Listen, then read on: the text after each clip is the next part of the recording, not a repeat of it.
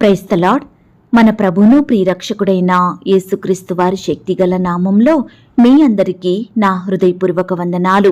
ఈరోజు దేవుడు మనందరికీ అనుగ్రహిస్తున్న శ్రేష్టమైన వాగ్దానము, నీ ఎదుట నేను పాపము చెయ్యకుండునట్లు నా హృదయములో నీ వాక్యము ఉంచుకొని ఉన్నాను. కీర్తనల గ్రంథం 119వ అధ్యాయం 11వ వచనం. ప్రియులారా, ఈ మాటలు వింటున్న మీ అందరి జీవితాలలో దేవుడు తన మెండైన ఆశీర్వాదములను కుమ్మరించి ఈ వాగ్దానం మనందరి ఎడల నెరవేర్చునుగాక. ఆమేన్.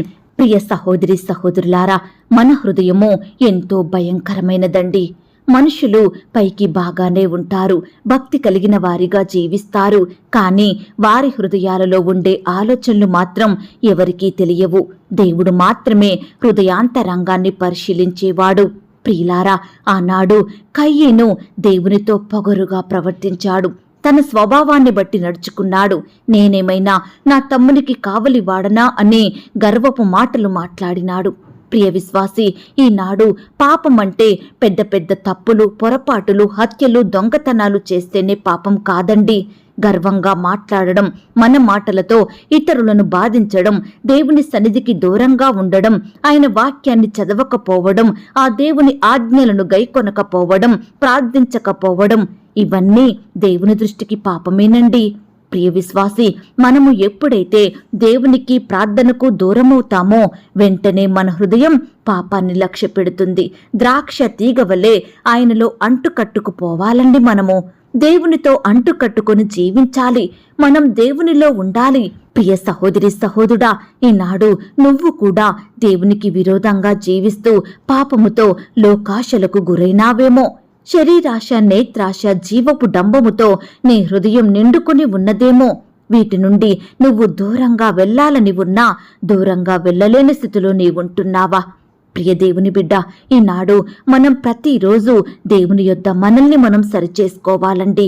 దేవా, నీ దృష్టికి ఆయాసకరమైనవి నా యందు ఏమైనా ఉంటే తీసివేయండి ప్రవ్వా అని మనం నిత్యము ప్రార్థనలో అడగాలి. హృదయ శుద్ధి గలవారు ధన్యులు, వారు దేవుని చూచెదరు అన్న వచనం ప్రకారం మన హృదయం ఎల్లప్పుడూ నీటుగా, క్లీన్గా ఉంచుకోవాలి. ప్రియ సహోదరి సహోదరుడా, ఈనాడు మనకన్నీ తెలుసు కదా. మంచిదేది, చెడ్డదేది, మేలైనదేది, కీడేది అని తెలిసి కూడా చెడ్డ వాటినే చేస్తున్నాము, కీడునే కలిగి ఉంటున్నాము. తెలిసి తెలిసి తప్పులు చేసేవారిమిగా ఉంటున్నాము. ప్రియులారా, ప్రతిరోజు బైబిల్ చదువుతున్నాము, ప్రార్థన చేస్తున్నాము. కానీ ఆ తప్పులు చెయ్యడానికి సాతాను ద్వారా ఎంతగానో ప్రేరేపించబడుతున్నాము. ప్రియ విశ్వాసి, ఈనాడు నీకు విడుదల కావాలని ఆశిస్తూ ఉన్నావేమో, పోరాడుతున్నావేమో. కానీ పాపం నుండి బయటకు రాలేకపోతున్నావా? అయితే ప్రార్థించు. ప్రార్థనే నిన్ను పాపం నుండి విడిపిస్తుంది, పరిశుద్ధునిగా, నీతిమంతురాలిగా మారుస్తుంది. ఈనాడు మనం సమస్త కల్మషాన్ని విడిచి దేవుని కొరకు పరిశుద్ధంగా జీవించాలి. దేవుని వాక్యాన్ని మనసులో భద్రపరుచుకోవాలి. యోసేపు దేవుని వాక్యానికి లోబడి ఆయన ఆజ్ఞలను గైకొన్నాడు కాబట్టే ఆ స్త్రీ విషయంలో జాగ్రత్తగా ప్రవర్తించాడు. ఆనాడు యోసేపుకు చెప్పేవారు లేకపోయినప్పటికీ ఎంతో పరిశుద్ధంగా జీవించినాడు కదా. ప్రియులారా, యాకోబు తను చేసిన పాపాలను బట్టి, తప్పులను బట్టి ఎంతో పశ్చాత్తాపపడ్డాడు. వాటన్నిటిని ఒప్పుకొని విడిచిపెట్టాడండి. దేవుని ఆశీర్వాదముల కొరకు ఆ రాత్రంతా ఎంతగానో ప్రయాసపడినాడు, ప్రార్థనలో పోరాడినాడు. యాకోబును దేవుడు దర్శించినప్పుడు మోసగాడైన యాకోబు ఇశ్రాయేలుగా మార్చబడినాడు.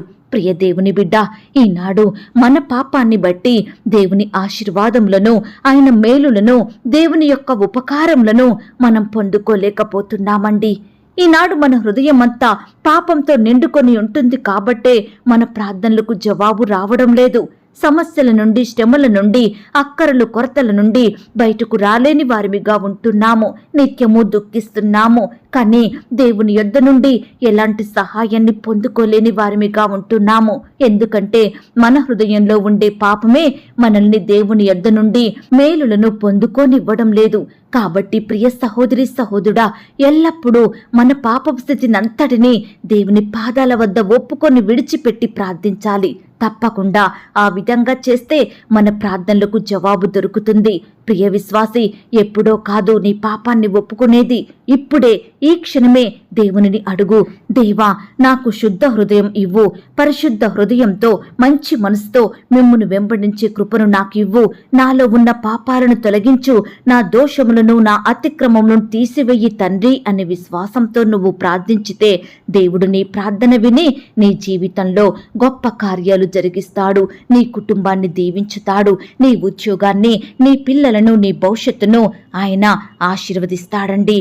ప్రియదేవుని బిడ్డ, మన దేవుడి ఆశీర్వాదం ఎన్నటెన్నటికీ ఆశీర్వాదకరంగా ఉంటుంది. కాబట్టి నిత్యము మన పాపాన్ని ఒప్పుకొని ఆ పాపంలో మరలా పడిపోకుండా దేవుని పాదాల వద్ద సాగిలపడి ప్రార్థిస్తూ ఆయనకిష్టంగా జీవించితే దేవుని మెండైన ఆశీర్వాదములు, దీవెనలు మనం పొందుకోగలుగుతాము. ఈ మాటల మీద మీరు విశ్వాసం ఉంచినట్లయితే నాతో కలిసి ప్రార్థనలో ఏకీభవిస్తారా?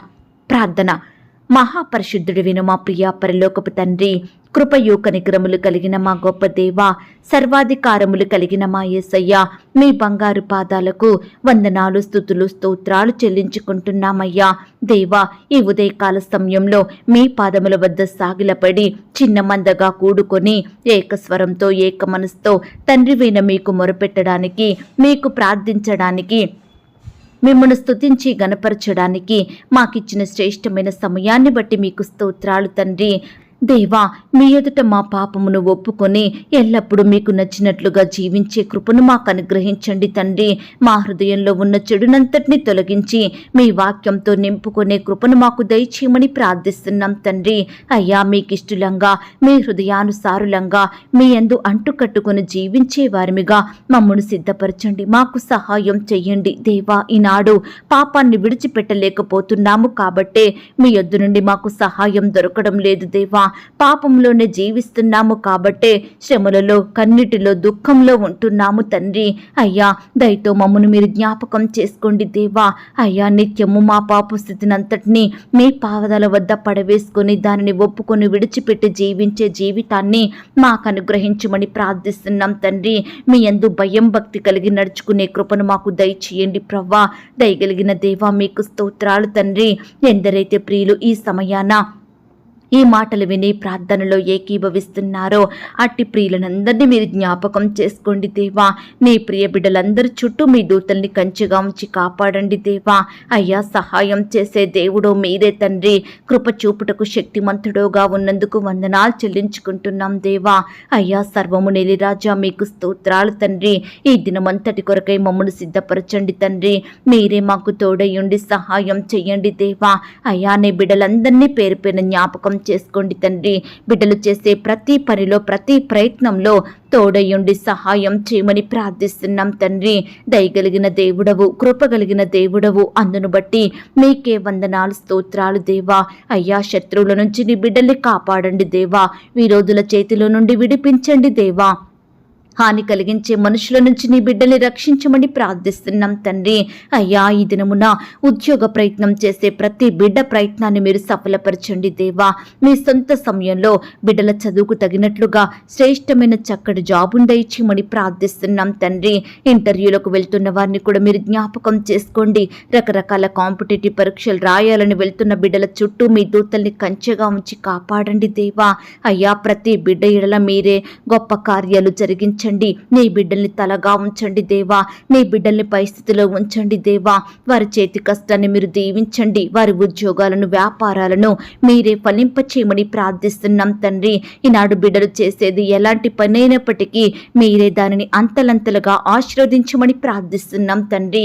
అయ్యా, ఎందరైతే ఆర్థికపరమైన ఇబ్బందులతో బాధపడుచున్నారో అట్టి బిడ్డల్ని మీరు జ్ఞాపకం చేసుకోండి దేవా.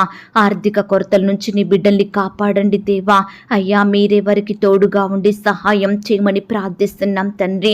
దయగలిగిన దేవుడు మీరు తండ్రి. కృపగలిగిన దేవుడు మీరు ప్రవ్వా. అందును బట్టి మీకు స్తోత్రాలు చెల్లించుకుంటున్నాం దేవా. అయ్యా, వివాహ ప్రయత్నం చేస్తున్న వారిని కూడా మీరు జ్ఞాపకం చేసుకోండి.